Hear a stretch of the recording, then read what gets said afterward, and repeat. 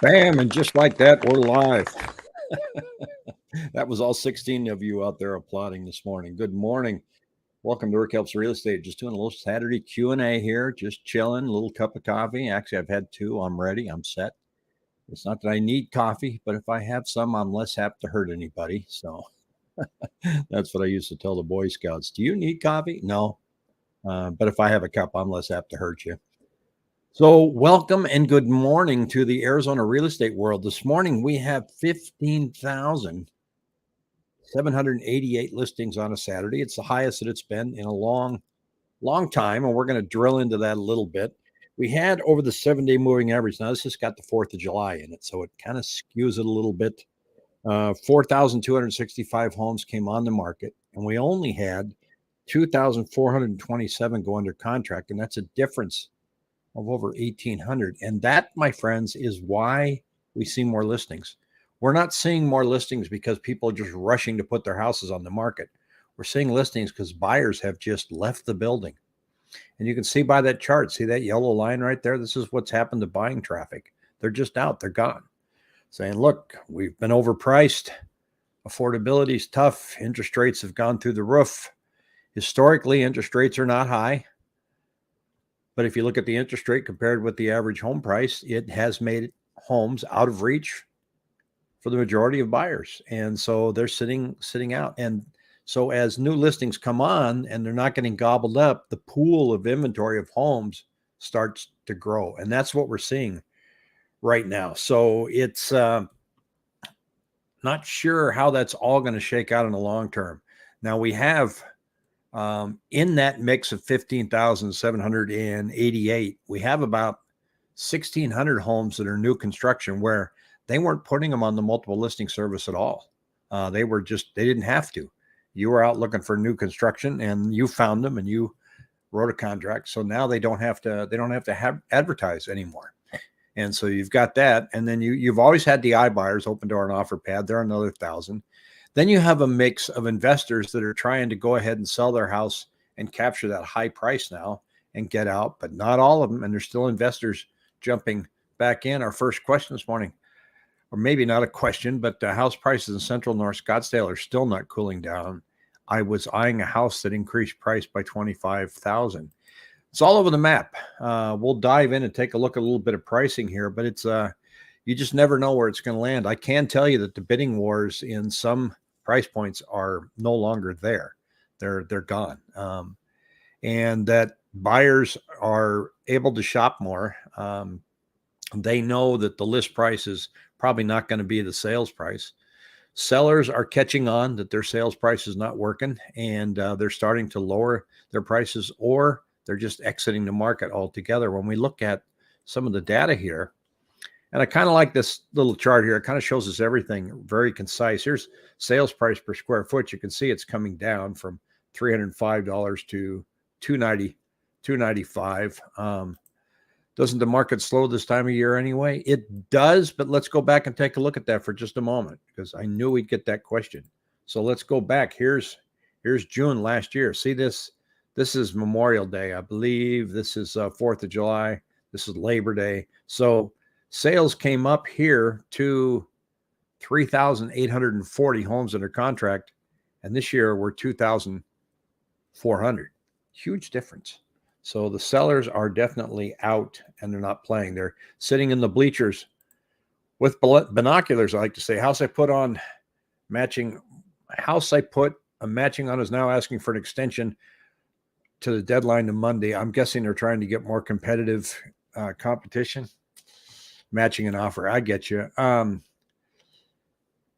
There's all kinds of people don't like to accept offers on the weekend because they're just convinced they're going to get more on Saturday and Sunday, and they might. So they wait.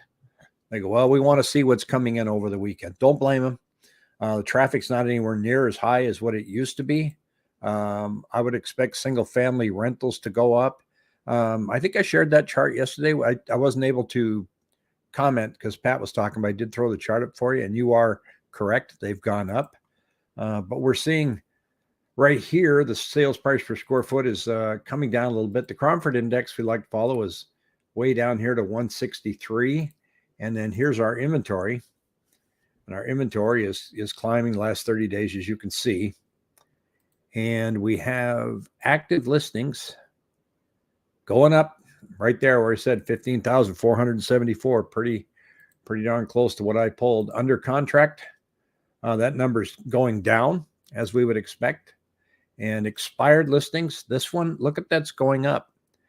That's going up because there were people that said, well, let me see what I can get for my house. Oops, that didn't work. Never mind. Let's just let the contract expire. I'm going to stay put. And I expect a lot of that to happen. A lot of people just staying put. And you got canceled listings. Look at that. I tried. I failed. I'm out. So canceled listings are climbing up. All of these are all charts that show you that the market is definitely cooling and adjusting. Here's the list price per square foot. This is encouraging. This is people saying, okay, I get it. The market's not where I want it to be, so I'm coming down a little bit. That's the average sold price percentage. This is the average list price per square foot. It's a good sign. Closed listings here. Sales per month are down. Sales per year down. We have a question here. Ever sell a house near or by an airport? Yes, down there in Chandler. There's a regional airport there, and I was if you own a home and you're selling it, you just put it in your disclosure statement near an airport. We can hear airplanes. So if you're an agent, you're out there showing a home near an airport, make sure you point it out because it's a material fact. Say the airport's right there. They fly right over. The smaller planes, you can hear them. Let's stand here and wait for it. I did have somebody get really upset at me at an open house once. It was in Chandler, and it was right in the neighborhood I used to live. And she said, I'm hearing airplane noises. Do you get a lot of airplanes flying over? And I'm looking up and I'm going, and she goes, you don't have to lie to me. And I said, I'm not lying to you. I just never paid any attention to it. I lived here for years. So I guess I'd say, yeah. But she just like, you don't have to lie to me. I wasn't lying to her. Days on market, folks. This is what's climbing.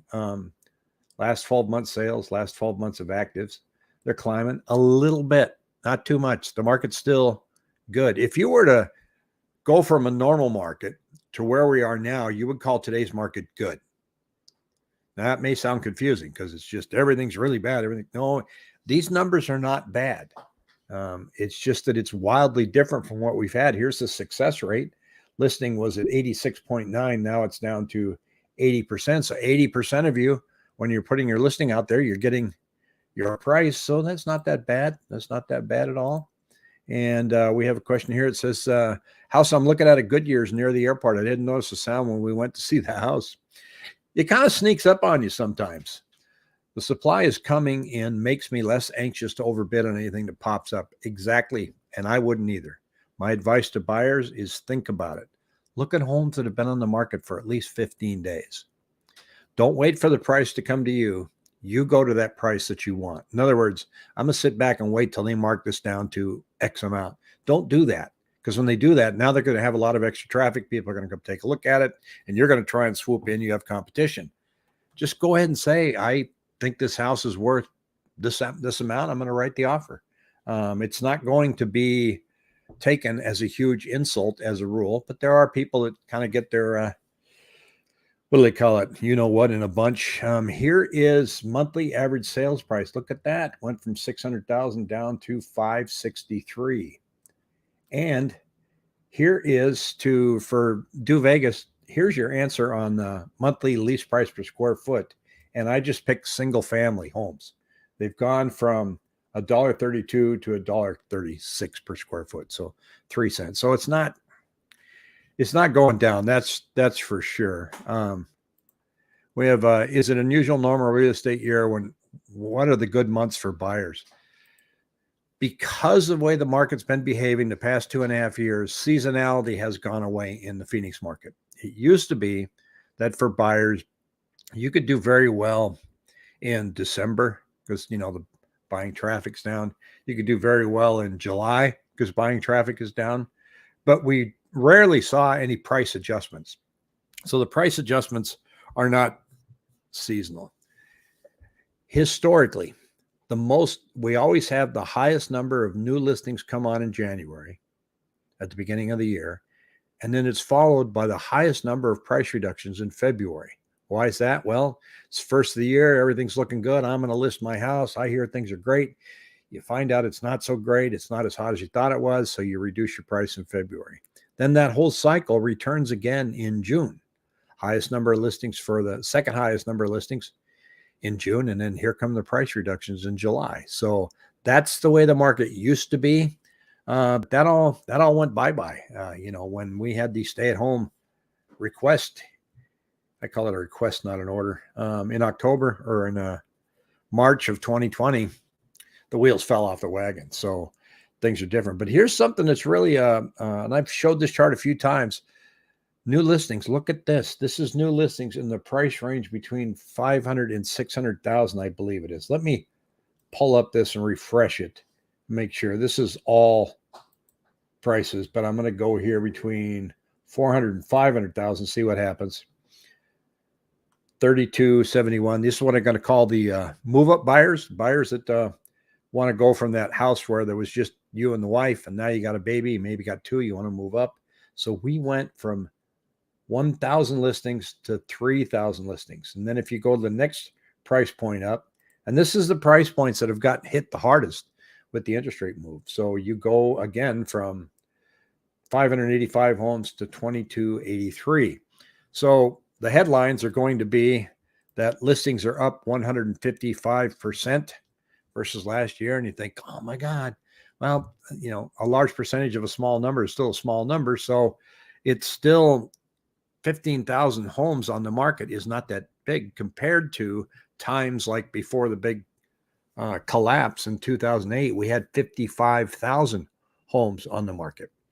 And today, so we've got, 15,000. Normals usually running about 27,000. So we're not near that yet. We're going up between 800 and 1,100 on a weekly basis.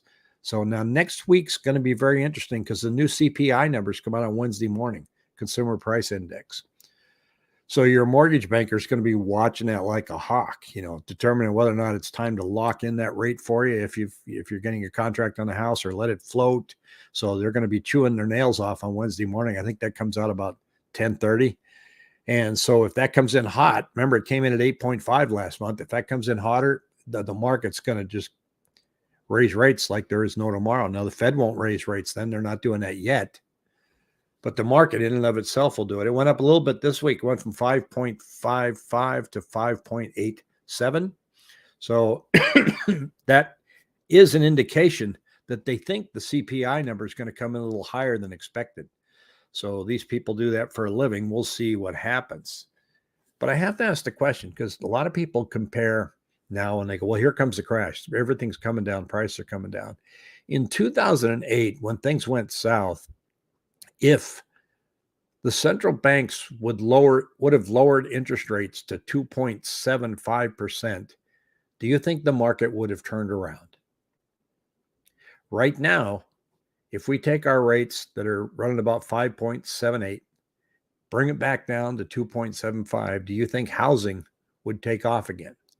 And the answer to today is yes.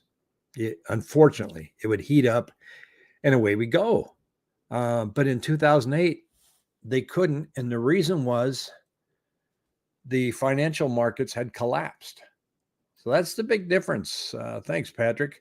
That's the big difference between now and 2008. 2008, everybody wanted to lower rates, wanted to get things going, but they were all out of business. They were shut down. There was no money to lend. Mortgage guys were getting phone calls. You can't close today. We can't fund your loan. Well, what do you mean you can't fund? We don't have any money. You're not seeing that now. A good jobs report means the Fed will continue to raise the rates. Yeah, the job report was pretty good yesterday. And it's funny how good news moves things in the opposite direction. So the job report was good. Rates went up, but they're also waiting for that CPI number. That's going to be volatile. And I think the next few months are just going to be like that. Boom, boom, boom, boom. And you're going to need some cocktails for sure. So I think but again, getting back to 2008, that collapsed for totally different reasons. I'm convinced we're seeing a really good correction right now. And I think we're going to hit a listing ceiling where everybody that either has to sell or wants to sell is listing their homes now. And then there's people that are just going to sit on their homes. They've got a mortgage less than 3% or 4%. They're not going anywhere. They're just going to stay put. I like what Michael Zuber coined as not listing homes, but wish wish listing, not wish listing. What's it called? He calls it um, a wish price, not a list price. I wish I could get this. Now I'm interviewing Michael. I interviewed him the other day. That comes out tomorrow at about, I think, 6 or 7. So watch for that. It's a great interview. He has just got so much information he shares with us, and I really enjoy talking to the guy. And so I'm going to bring him on like every month or two, and I'm going to pull up a chart here on closings over list price, um, and show you what kind of also what's going on. Remember, here's our peak here. We were sitting at 60% of the homes were going over list. Right now, that's come down to 36%. And it all depends on the price point in the neighborhood. So if you get here and you looked at the one that's got the most activities between 4 and 500,000, and there's 753 homes, and the average over list is 10,000, that was rolling about 20 to 25,000. But here's the thing that's bad about an average. See on the little small print there where it says minimum over list $1, maximum over list 96,100. So you never know where to come in on that. So that's where you and your agent have to have a conversation and go, well, where do we want to come in with this price? Because I'm going to see if I can get Michael, or I probably can't. He's in England, but I'm pretty sure that I can get other people from the Cronford Report, but not Michael Orr at this point. I'm trying to think who else I've got lined up to come on. Nobody, nobody yet. So, and I showed this yesterday. If some of you that are new here, this is my little scenario spreadsheet that says, okay, you can put in your purchase price for the home here and the interest rate here. So here's 6.2. Let's do 5.87 because that's where rates are today. And it's assuming a 20% down. You don't have to do 20%. You can do 10, but that's the way the calculator works. So it gives you your monthly loan payment here. So now look at scenario 2. Okay. 25% price decrease. I put that in. That brings the price down to 3.75 and say, well, what if rates go up to 8.8%? Well, then you're going to save $164 a month. Well, what if the price goes down 25% and rates stay at 6%? Then not 66. Then you're going to save $566 a month if that scenario works out. You can do that. You can say, what if prices go up 5%? What if they go down 10? And you can play with the mortgage rate there. So if you want that, just shoot me an email. It's listed down here below, rick@rickhelps.com, and I'll send that off to you so you can kind of do your own little scenarios there and see what's going on with the market. So I think it's nice to know for you, and this is my intention on this channel. I don't have an agenda where I'm trying to convince you anything. I just want to show you what's going on out there with the numbers so that you can make your own conclusions, because you're the one writing the check, not me. When we went to real estate school, they didn't teach us to be economists. They taught us how to legally get through a contract and how to keep you from being sued and how to keep me from being sued and what all the terminology is and how to do it the correct way. There's a lot of laws, a lot of rules in real estate that we have to follow. And you should see all the documents that have to be filled out for just a simple transaction. It's absolutely amazing. Water shortage. Ducey wants a desalinization plant on the Gulf of California. It'd take 10 years to build, get by environmental impacts, possibly too late before extreme shortages. That's the shame that it's going to take so long to build. I know that he's set aside $1 billion. He's actually going to be pulling it out of the Sea of Cortez, and he's negotiated an agreement with Mexico. So maybe there aren't as many environmental challenges as we think because it's going to be built right there in Mexico. I don't know. But he did go to Israel and looked at their state-of-the-art desalinization plant and toured that. And that's where Israel gets the majority of their water. So he is being proactive. Is it too late? Hard to tell. We're going to see some real clampdowns here on water pretty soon. And so, those hammers got to start swinging quick. So I'm not a water expert, but I'm watching it closely. I mean, I know a lot of you ask me, what do I think the impact's going to be on housing? I don't know. I'm looking forward and seeing that the summertime, we thought that we would be in a balanced market by August. In some cities, we're going to be in a balanced market this upcoming week. So, and it's going to be in Queen Creek, Maricopa, and Buckeye. So those are the areas right now where your bidding wars are over. You don't have to do any appraisal contingency waivers. Don't waive your inspections. it's going to be a lot easier to find a home there. We went into contract, 360,000. House needed about 30K in upgrades. Appraisal came in at about 380. Do you think it's still a good deal? Similar homes are selling about 430. Without seeing the home, that doesn't sound too bad to me. I mean, the appraisal came in 20,000 higher than what you offered. And the appraisers right now are starting to really pay attention to the numbers turning. And some appraisals are coming in short. So if you came in above, I'd say you did pretty well. Maricopa's problem, they overbuilt. It just looks like Maricopa has built a lot of homes, and that's why they were the first ones to spike in inventory, because now the builders are starting to put them on the market, and that's what's happening in Queen Creek and Buckeye. The builders who never had any homes on the MLS are putting them on the market. And I can pull that up here and see if I can show that to you for just a moment. What's Phoenix numbers? Is it balanced yet? Matthew, let me check in just a moment here. Let's see. Phoenix market. See here, Phoenix is at 148, balanced is 100. So we're not there yet. But if I go and I pull up Maricopa, so let's take let's see, city town code. I want the city town name. I'm just going to type in Maricopa and see how many listings that they have. And it's showing here up in the corner. It says 536. Now watch this little trick. I go built in 2022. And 143. So there's 143 new construction homes that are on the multiple listing service for Maricopa.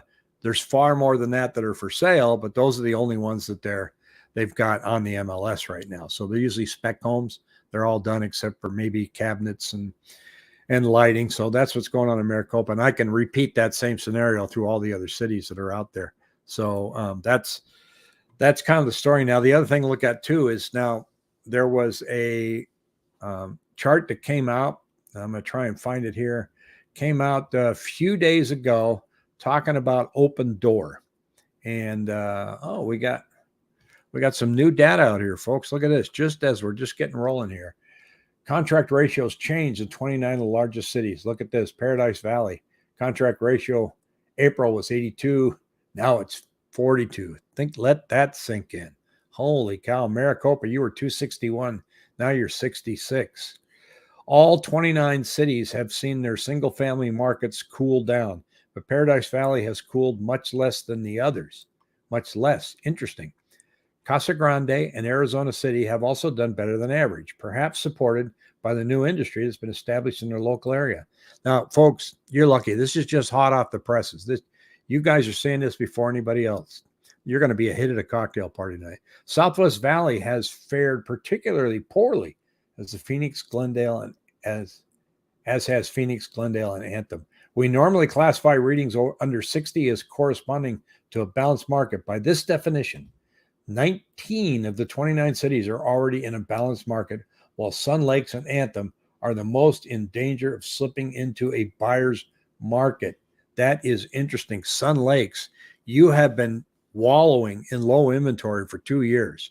There were times there were only 15 homes for sale in Sun Lake. So what is going on with you today? Let's look at this. Now I hadn't followed that, and that kind of surprises me. But let's take a look at my little search here, and lo and behold, your listings are 81. That's not a lot, but it's more than what we've seen. I mean, actually, that's a hell of a lot for July. Let me rephrase that, because usually in the wintertime when the snowbirds are here, you'll see it up to about 125. But there's a lot of price reducing going on down there, folks. See that? Price reduced, new listing, price reduced. That's the market where if you're a seller, you're feeling some pain down there, and I should add it to the stream so you can see it. But you're going to feel some pain. You're not going to get that price. You're not going to get that list price unless you offer something. So if you're a seller, what do? Well, offer some money, leave your list price the same, and offer some money to help buy down the interest rate. Might cost you about $7,000. Say, I'll pay you $7,000 at closing to buy down your rate.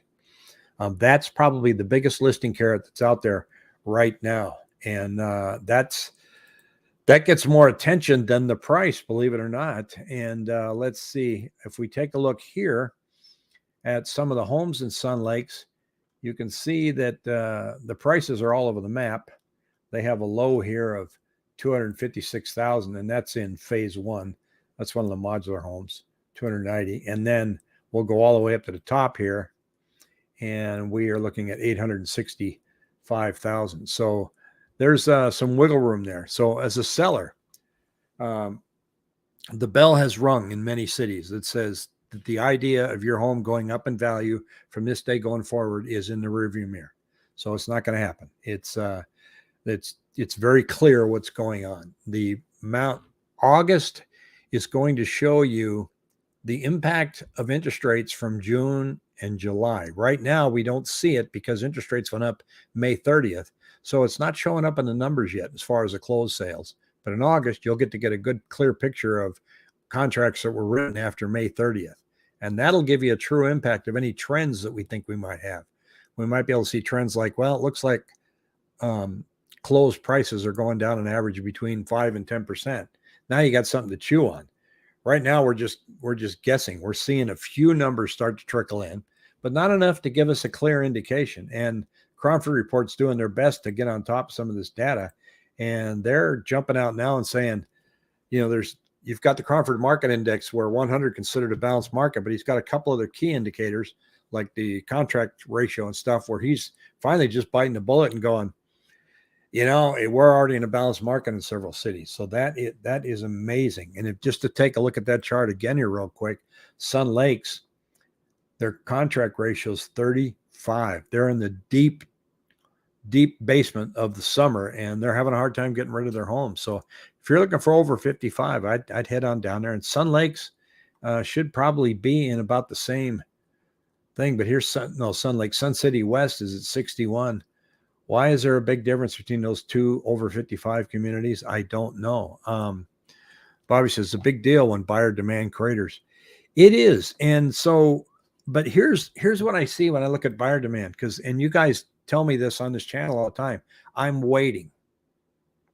So buyers aren't out permanently. They're waiting. They're waiting either for a major price reduction, or you're not biting your nails. Yeah. That's good to know. They're either waiting for a huge price reduction or rates to come back down, or a sweet combination of both. I don't remember that during 2006, 2007. Nobody was saying, I'm going to wait till this turns. I'm going to get back in.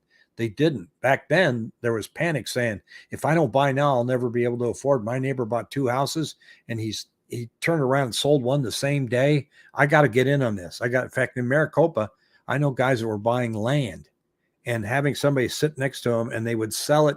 They'd close on it, and they'd sell it to that guy the same day at the closing table, make 15 grand and walk away. We haven't seen anything yet. It's clear the Fed wants to see you lose your job. That's when it's really going to hit the fan. Who knows? I mean, the Fed's got to clamp things down. I think even if prices come down, most will be surprised, still due to rates being high. And prices are going to go down. There's no doubt. It can't maintain. And we do need more balance in this market. We overshot it for the past year and a half. That's for sure. I see a lot of price drops that are silly, $1 to 1,000. Yeah, you know where those come from?